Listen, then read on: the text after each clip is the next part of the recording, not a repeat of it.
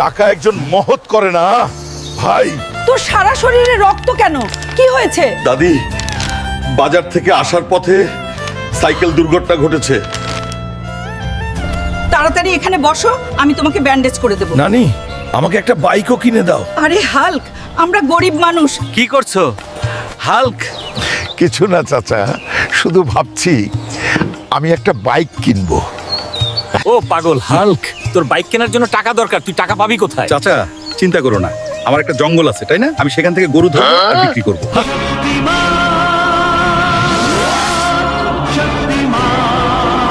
এই গরু, আমার সাথে আয়, তাহলে যুদ্ধ হোক।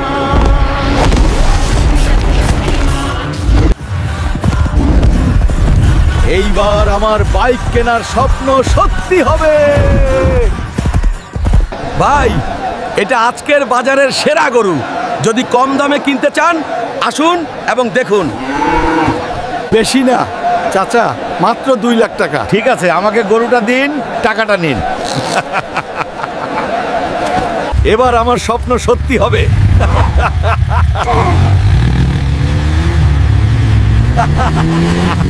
বাইকটা কোথায় পেলে? নিজের টাকায় কিনেছি। টাকা কোথায় পেলে? জঙ্গল থেকে গরু ধরে বিক্রি করে বাইক কিনেছি গ্র্যান্ডমা। বাইকের পিছনে বসুন, চলুন আজ গ্রামটা ঘুরে দেখি। আজ আমি তোমার জন্য গর্বিত হাল্ক।